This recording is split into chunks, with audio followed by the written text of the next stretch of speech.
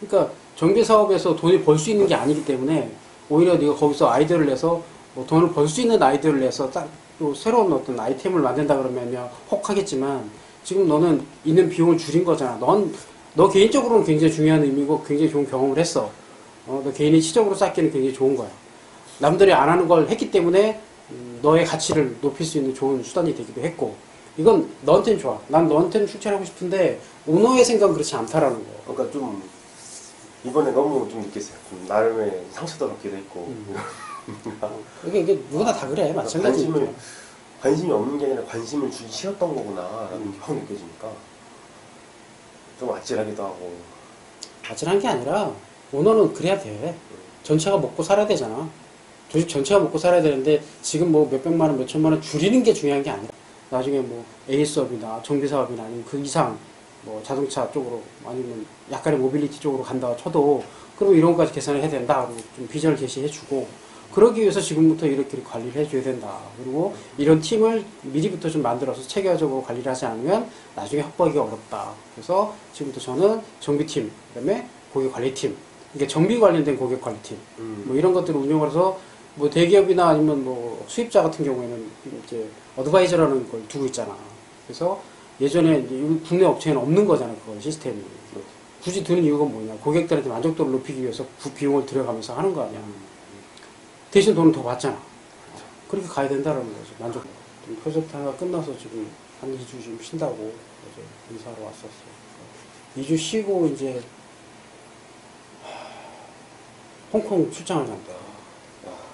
2달짜리 출장을 가는데 이제 그 과정 안에 이제 프로젝트 그 기업이 어떻게 변화했는지, 그러니까 지멘스라는 회사가 어떻게 변화했고 앞으로 어떻게 갈 건지 뭐 그런 얘기 이제 나오고 한 3시간 했어. 근데 참 긍정적으로 잘 변해가고 있는 회사 같아. 그러니까 또 거기서 이직률이 낮고 사람들이 오래 거기서 근무를 하고 있지. 대부분 보면 20대 후반쯤 들어와서 계획도 있고 뭐 이렇게 되었고 뭐 향후 이제 조직이 많이 커질 것 같다. 그러면서 더 많은 인원을 이제 뽑아야 될 것 같고 얘네들은 뽑는 과정이 일반 기업처럼 막 공짜로 뽑는 게 아니라 추천을 받고 뭐 일일이 면접을 보고 뭐 이런 식으로 많이 뽑거든. 그래서 내가 슬슬 이제 오케이 준비시킬게 내가 그랬지. 근데 거기도 뭐 다양한 경력자들이 많이 들어가기는 하는데 그렇게 시작해서 좀 커서 어느 정도 이제 인력 확보가 되니까 이 한국 지사에 있는 이제 엔지니어들, 미케닉들을 아시아 총괄로 이제 확장을 시킨 거야. 그래서 아시아 주변에 있는 이제 그 당시엔 저개발 국가, 요즘은 뭐 개도도 뭐 동남아에 있는 국가들에 있는 거기도 전투기가 많이 있으니까 전투기나 아니면 여객기들 많잖아. 거기 있는 항공기 엔진들 수리하는 그러니까 일정 수준 이상의 수리를 못하니까 거기 기술력이 떨어져서 그런 것들을 가서 해결해주는 이쪽에 현지 지부처럼 한국을 활용을 했었어. 그렇게 해서 지금 한 10몇 년째 지금 진행을 하고 있는데 지금쯤 이렇게 올라오니까 현지인들이 이제 실력이 이제 커져서 이제 이 부분을 좀 축소하는 이런 형태로 좀 가고 있거든. 지메스가 이제 그걸 시작하려고 하는 거야. 그래서 한국에 있는 사람들을 그래서 이제 동남아로 보내고 아시아권을 해결하려고 홍콩 출장을 이제 처음 가보는 거야. 전원이 여기까지 가서 여기가 작동이 되는지 여부만 판단을 하고 나는 빠지면 되고 트러블 슈링만 하면 되는데 이걸 장탈하고 뭐 수정하고 교체하고 이런 작업까지 했었던 거야. 그때 보니까 이제 에비어닉으로서 조금 더 전문적인 부분을 컨트롤하지 못하는 상황이 됐고 이걸 외부에서 유럽에서 뭐 독일에서 본사에서 오거나 뭐 이런 사람들이 와서 그걸 도와주고 뭐 이런 식으로 진행됐던 거죠. 여기에 이런 부분을 고정 탐구하고 체계적으로 관리하고 유지시키는 제어 쪽을 제대로 다룰 수 있는 사람이 없었던 거지. 지멘스 안에도 없었던 거야. 그래서 이걸 좀 키울 필요성이 있다 그래서 그 관련된 공부를 좀 하라고 내가 얘기를 했고 본인도 그거에 대한 필요성을 아주 절실하게 느끼고 있더라고. 그러니까 그런 글로벌 기업도 쉽게 접근하기가 힘든 부분인 거야. 내가 너희들한테 계속 이거 전기가 공부하고 전자 공부하고 하라고 하는 게 장기적으로 볼 때는 마지막에 살아남을 사람들이 이제 거기에 있거든. 근데 일하면서 근데 그 소통을 해야 되잖아요. 몸짓, 손짓, 발짓 이렇게 해가면서 하는 거지. 일은 할 수 있어. 근데 본인이 욕심 생기는지 좀 더 완벽하고 하고 싶다. 그래서 영어 공부 해야겠구나. 이런 생각은 하는 거지. 그래서 영어 공부는 꾸준히 하고 있지. 당연히 하고 있는데 지금 들어가는 입장에서 와, 외국교회에서니까 영어는 퍼펙트 해야 되겠지? 그러니까 영어를 이건 아니란 소리야 내 말은. 영어보다 더 중요한 걸 해야지. 결국은 인간 대 인간이 하기 때문에 의사소통이 제대로 안 돼도 일은 할 수 있어. 지능 수준이라는 게 있고 꼭 사람이 그리고 매뉴얼이 있고 그치? 매뉴얼도 영어 아니에요? 영어지. 돈 버는 거에만 급급해져가지고. 중요한 우선순위가 바뀌어버린 거야. 아무튼 조만간 지면스 지원할 때 또 얘기할 테니까 준비 잘하고 있으라고. 또 지민씨가 훅 들어오네 막. 배터리의 수명이라는 게 왜 만들어지냐? 충분히 방출할 수 있는 이온의 개수가 줄어들기 때문에. 그게 왜 줄어? 에너지를 주고받는 과정에서 화학적으로 결합을 했다가 분리가 되는 이 현상이 계속 반복이 되는 건데 그 과정에서 완벽하게 똑같은 것들이 붙었다가 똑같이 떨어지질 않아. 중간중간에 다른 것들과 영향을 받는 것들이 생기는 거야. 성질이 변하기도 하고 그런 것들로 인해서 지금 여기에 100% 황, 100% 납 이게 아니야. 그리고 납도 100% 순수한 납이 아니라 이거지. 이해돼? 니네가 물을 끓인다고 해서 이거 증류수만 가지고 끓여서 100% 기체화시켰다 다시 집어넣을 수 있다 그러면 그대로 유지가 되겠지. 증류수도 100% 증류수라는 걸 만들어내기가 어렵고 그냥 물 그럼 이 안에 여러 가지 성분이 섞여 있지. 이걸 계속 열을 가하고 에너지를 가해서 분해했다가 다시 결합시키려는 과정에 100% A라는 물건이 B가 됐다가 다시 A로 왔다 갔다 하지 않는다는 얘기야. 순도의 차이가 있어서. 대기 중에 있는 수소나 산소도 이렇게 결합해서 들어갈 것이고 뭐 그런. 그러다 보면 물질이 변해. 다른 물질로 변하는 거지. 그럼 얘도 납삼전지도 마찬가지야. 황과 반응하는 과정에서 납이 변했다가 다시 100% 돌아가야 되는데 100%가 안 돌아가는 거야. 뭐 1%라도 줄어드는 거지. 그러면서 못 돌아가는 것들이 침전물이 돼서 쌓이는 거야, 밑에. 그래서 결국은 나중에 왔다 갔다 하는 그 전해질, 즉 그 이온이 줄어들어.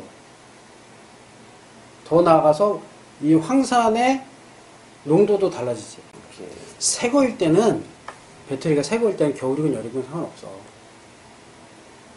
일렉트로라이트의 비중이 적정하고 왔다 갔다 할 만한 전기를 만들어낼 수 있는 이온의 개수가 충분하거든. 충분하니까 왜 밀도가 높잖아. 그러면 같은 공간 안에 밀도가 높으니까 쉽게 왔다 갔다 할 수 있어요. 얘하고 플러스극 마이너스극 하고 쉽게 왔다 갔다 할 수 있는데 이게 왔다 갔다 하는 과정에서 이게 농도가 줄어들잖아. 침전물로 쌓이니까. 그러면 애초에 일렉트로라이트가 비중이 낮아져 버리지. 비중이 낮아진다는 뜻은 이 안에 있는 전기를 만들어낼 수 있는 입자들의 개수가 줄어든다는 뜻이야. 줄어드는데도 거기다가 온도까지 낮아지면 더 반응 속도가 늦어지니까 전류가 안 나오지.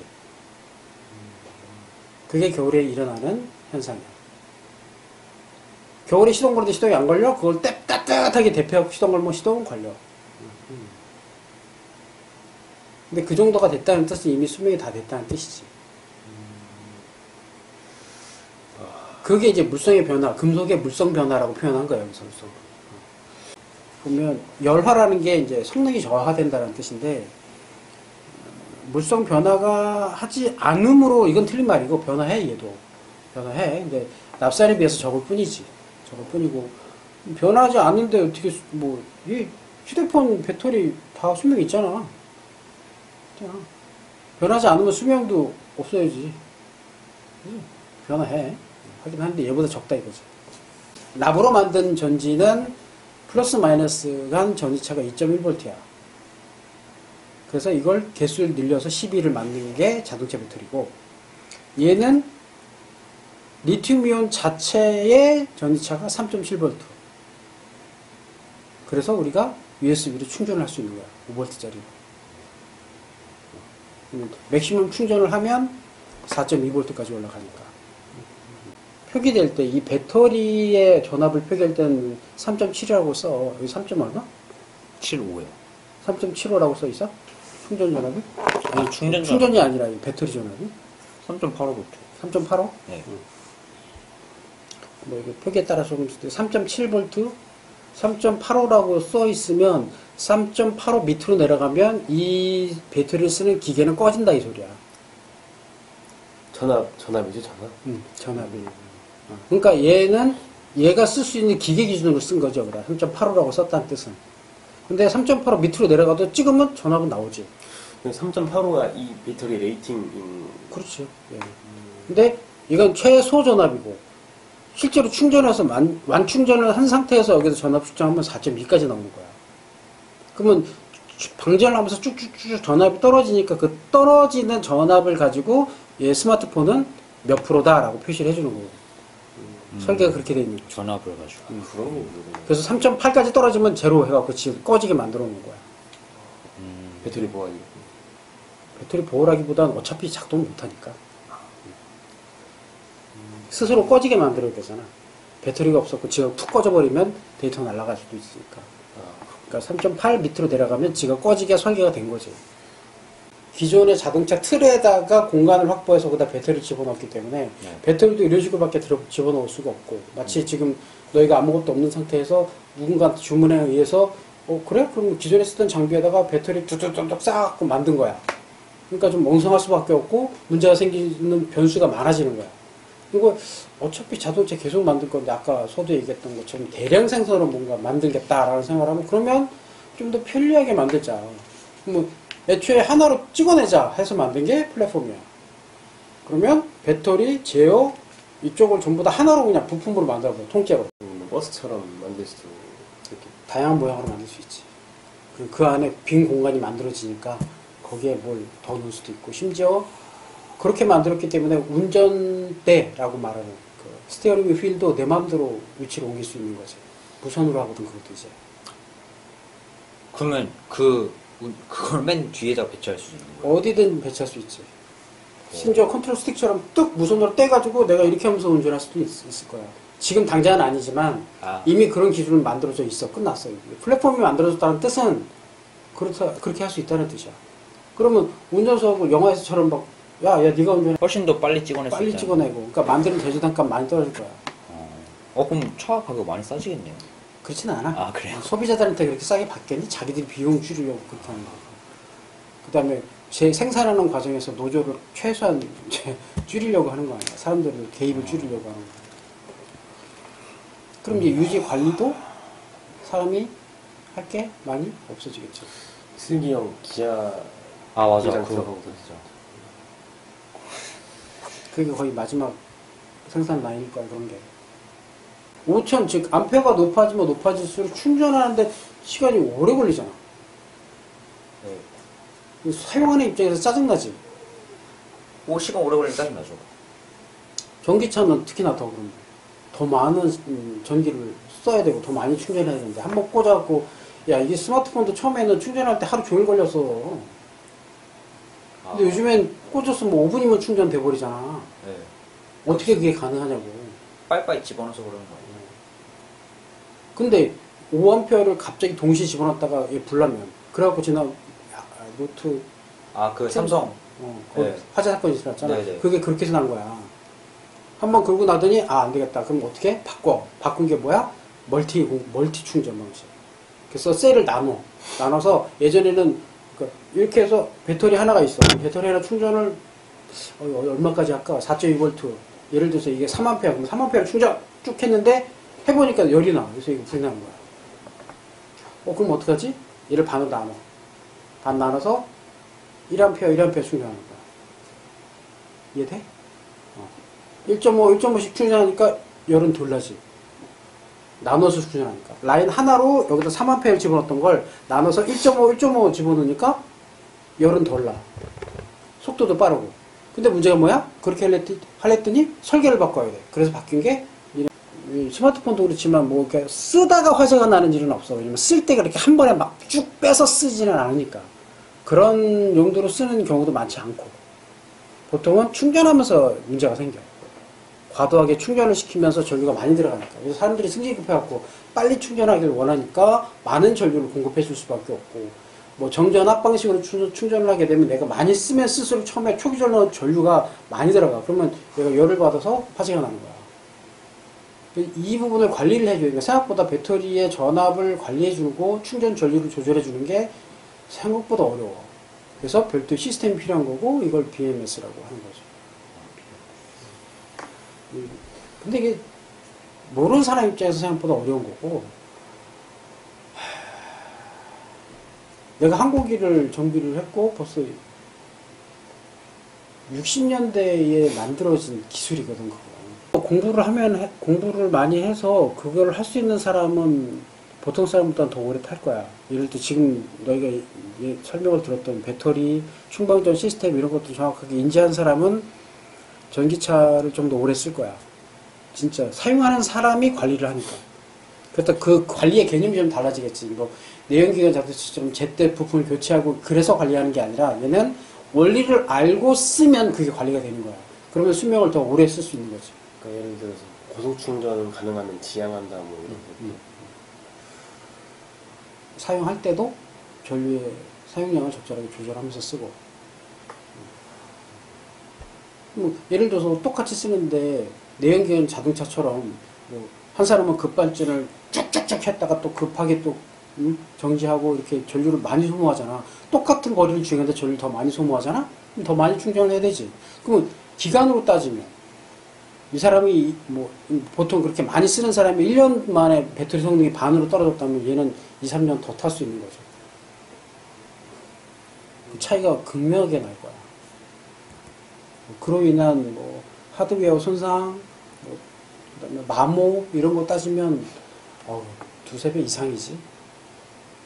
그래서 이런 걸 제대로 공부 못하면 뭐 비용 경제적인 측면은 말할 것도 없고 이제 안전. 왜냐면 시스템을 아니까 안전하게 타.